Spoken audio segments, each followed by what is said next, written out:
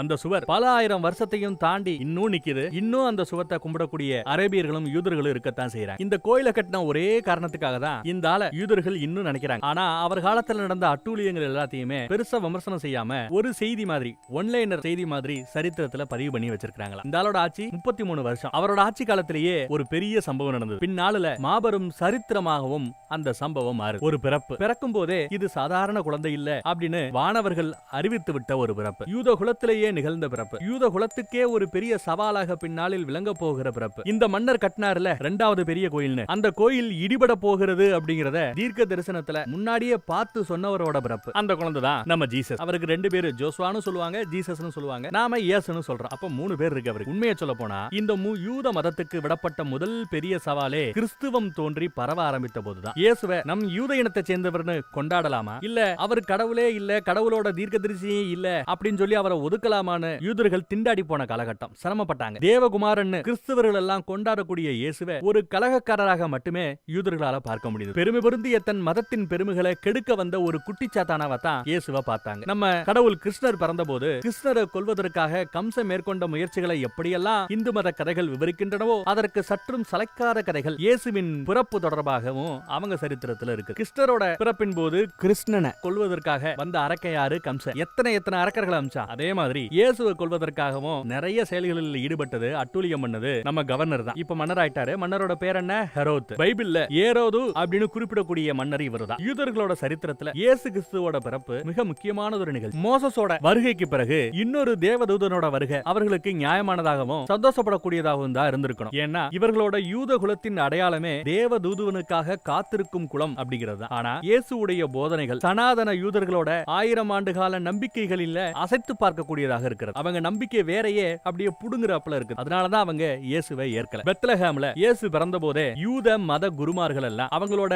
உள்ளுணர்வின் மூலமாகவும் பழைய வேத வசனங்களின் மூலமாகவும் அவரை அடையாளம் கண்டு இயேசுங்கிற ஒரு ஆளு பிறக்க போறத பத்தி மன்னர்கிட்ட போட்டு கொடுத்துறாங்க. இஸ்ரேல் மக்களை பின்னாளில் ஆள போகிற தலைவன் இவன், இந்த இடத்துல இந்த காலகட்டத்துல பிறப்பான்னு நம்ம பழைய ஏற்பாடுகளிலேயே எழுதப்பட்டிருக்கிறதா வரி உட்பட எல்லாத்தையுமே சுட்டி காட்டி மன்னருக்கு தகவல் சொல்றாங்க. இவர் கவர்னரா இருந்து மன்னரானவர், அதுவும் சர்வாதிகார மன்னர். மக்களை ஆள போகிற தலைவன் பிறந்து விடுறான், பிறக்கவிருக்கிறான், பிறந்து விட்டான் இப்படி பேசுறதெல்லாம் தன் பதவிக்கு ஆபத்துங்கிறத மட்டும்தான் அவருக்கு திரும்ப திரும்ப சொல்லுது. அதனால இயேசுவை கொன்னுறணும்னு முடிவு பண்ணி ஆட்களை ஏவி விடுறாரு ஹெரோத் மன்னர். உயிர் பிழைப்பதற்காக இயேசுடைய தந்தை ஜோசப் தன் மனைவி மேரியை கூட்டிக்கிட்டு, ஹீப்ரு மொழியில மரியம்னு சொல்லுவாங்க, நமக்கு மேரின்னு சொன்னாதான் தெரியும், அவங்களை கூட்டிக்கிட்டு குழந்தையோட எகிப்துக்கு தப்பி போறாரு. ஆனா பயமும் வெறுப்பும் கொண்ட சர்வாதிகார மன்னரோ இந்த விஷயம் தெரியாம பெத்லஹேம்ல தான குழந்தை பிறக்க போகுது, எதுக்கு வம்பு, பெத்லஹேம் நகரத்துல இருக்கக்கூடிய அத்தனை குழந்தைகளையுமே கொன்னுடுங்கன்னு உத்தரவு போட்டுறார். ஆயிரக்கணக்கான குழந்தைகளை கொல்றாங்க. செத்து போன அந்த பிணத்துல ஏதாவது ஒரு பிணம், ஒரு குழந்தையுடைய பிணம் இயேசுவோட பிணமாக இருக்கும்னு அவர் நம்புறார். இந்த ஹெரோத்துங்கிற சர்வாதிகார மன்னன் உயிரோட இருக்கிறவரை இயேசு ஜெருசலேமுக்கு திரும்பி வரவில்லை. மன்னர் இறந்து போயிட்டார் அப்படிங்கிற செய்தி கிடைச்ச பிறகுதான் அந்த குடும்பம் ஊர் திரும்ப முடிவு செஞ்சாங்க. பையன் கூட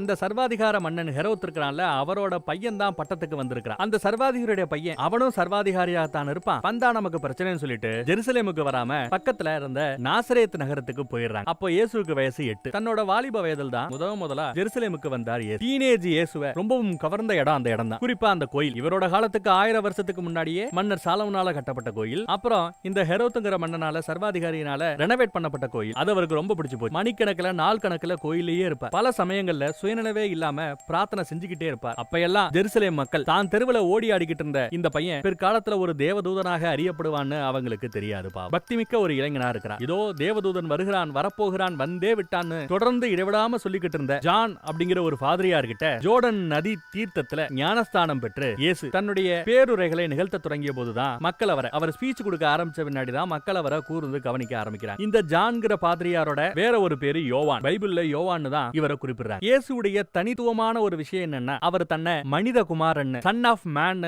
தன்னை குறிப்பிட்டதுதான். இது மிக முக்கியமான குறிப்பு. ஏன்னா யூதகுல மத புத்தகங்கள்ல அப்படி ஒருவனை தான் காலங்காலமா அவங்க எதிர்பார்த்து கொண்டிருந்ததா இருக்கிறது. அவங்களோட புக்ல மனிதகுமாரன் எப்படி இருப்பான் என்பது பற்றிய குறிப்புகள் உண்டு. இறுதி தீர்ப்பு நாளில் நீதி விளங்கும் நீதிபதியை போல அவன் இருப்பான் என்று சொல்லப்பட்டிருக்கிறதா. ஒரு கனவுல இதை கண்டு புத்தகத்தில் எழுதினவர் டேனியல்ங்கிற தீர்க்கதரிசி. டேனியல் கனவுல கிடைச்ச அந்த குறிப்பு தன்னை பற்றியதுதான் என்பதாக இயேசு ஒருபோதும் சொன்னதில்லை. இயேசுவை ஏற்க மனமில்லாத யூதர்களோ இவரை இறைதூதரா பார்க்காம கலகக்காரனத்தான் பார்க்கறாங்க. ஆனா இது எல்லாம் இயேசுவுக்கு ஆதரவாளர்கள் பெறுகிறத தடுக்க முடியல. காரணம் எல்லாரையும் விட முக்கியமா இவர் ஒரு தெய்வீக மருத்துவராக இருந்தார். குருடர்களுக்கு பார்வை கொடுத்தார், செவிடர்களை கேட்க வச்சார், ஊமைகளை பேச வச்சார், இறந்து போயிருந்த குழந்தைய உயிர் உழக்க வச்சார். இப்படி இவர் நிகழ்த்திய அற்புதங்களை பைபிள் பக்கம் பக்கமா விவரிக்குது. எளிய மக்கள் இயேசுவை ஏத்துக்கிட்டு பின்பற்ற இது ஒரு முக்கியமான காரணம். அப்புறம் அவரோட பிரச்சாரம். அவர் ஸ்பீச் கொடுத்தா ரொம்ப எளிமையா பேசுவார். தூய தமிழ்ல எல்லாம் பேச மாட்டார், எளிமையா பேசுவார். ஏழைகளின் மீதான அந்த பரிவு, வன்முறைக்கு பதிலாக வன்முறையை கையில் எடுக்க கூடாது, ஒரு கண்ணத்துல அரைஞ்சா மறுகண்ணத்தை காமின்னு இவர் பேசினதெல்லாம் ரொம்ப வித்தியாசமா அவர்களுக்கு பட்டது. யூதர்களுக்குன்னு ஒரு வழக்கம் உண்டு. வாரம் வெள்ளிக்கிழமை அவங்களுக்கு ஓய்வு நாள். இந்த காரியத்தையும் செய்ய மாட்டாங்க. முழுக்க வெள்ளிக்கிழமை பிரார்த்தனைக்கான நாள்னு அந்த நாளையே ஒதுக்கி வச்சிருவாங்க. அப்படிப்பட்ட ஒரு நாள்ல என்ன அர்த்தம்? வெள்ளிக்கிழமை வேலை செய்யக்கூடாது, அது ஓய்வு நாள் அப்படிங்கிறது சட்டம். அந்த ஓய்வு நாள்ல தேவாலயத்துல கை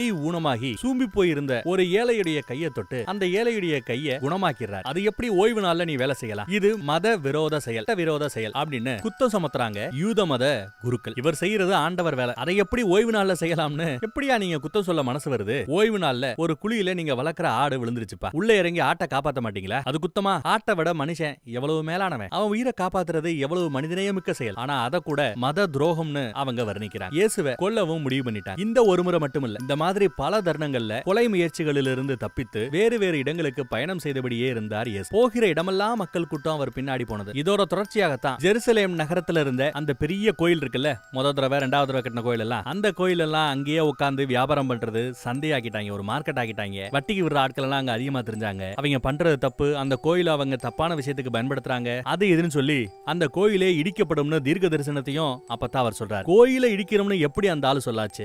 எப்படி அந்த ஆளு சொல்லலாம்? அவனை கொன்னே ஆகணும்னு யூத மதகுருக்கள் ஒரு முடிவு பண்றாங்க. இயேசுவை கைது பண்றதற்கு ஒரு நாளைக்கு முன்னாடி முதல் நாள் இரவுல தமது 12 சீடர்களோட டின்னர் சாப்பிட்டு இருக்கிறாரு இயேசு. இறுதி விருந்துல இருக்கிறார். யூதாஸ் அப்படிங்கிற ஒரு சீடன் 30 வெள்ளி காசுகளுக்காக இயேசுவுக்கு முத்தம் கொடுத்து இவர்தான் இயேசு அப்படின்னு காவலாளிகள் கிட்ட காட்டி கொடுக்கிறார். இயேசு பிரார்த்தனையில ஈடுபட்டு இருந்த போது யூத மதகுருக்கள் அனுப்பிய அடியாட்களோட அங்க வந்த யூதாஸ் அப்படிங்கிற அந்த சீடன் இயேசுவை நெருங்கி முத்தமிட்டு காட்டி கொடுத்தான். உடனே அவரை கைது செய்து இழுத்துட்டு போறாங்க. ஆனா அந்த மதகுருக்கள் தீர்மானித்தபடி இயேசுவுக்கு மரண தண்டனை விதிக்க வேணும்னா அதுக்கு போதிய காரணங்கள் வேணும், சாட்சிகள் வேணும், ஆதாரங்கள் வேணும். அதை தேடி கண்டுபிடிக்க முடியல மதகுருக்களால. அதனால கஷ்டப்பட்டு 2 பொய் சாட்சியை ரெடி பண்றாங்க. பொய் சாட்சிகளை வச்சு அவங்க சாற்றிய குற்றச்சாட்டு இதுதான்: ஜெருசலேம் நகரத்துல நம்ம பெருமைமிகு கோயிலை இடித்து தரைமட்டமாகவும் 3 நாள்ல திரும்ப கட்டவும் தன்னால் முடியும்னு இயேசு சொன்னதாக இதுதான் குத்தம்னு சொல்றாங்க. என்ன சொன்னாரு இயேசு? 3 நாள்ல இந்த கோயிலை இடிச்சு தரமட்டமாக்கி மறுபடியும் என்னால புது கோயிலை கட்ட முடியும்னு இயேசு சொன்னாரா? இதுதான் குத்தமா? இப்படி சொன்னதுக்காக இவருக்கு மரண தண்டனை.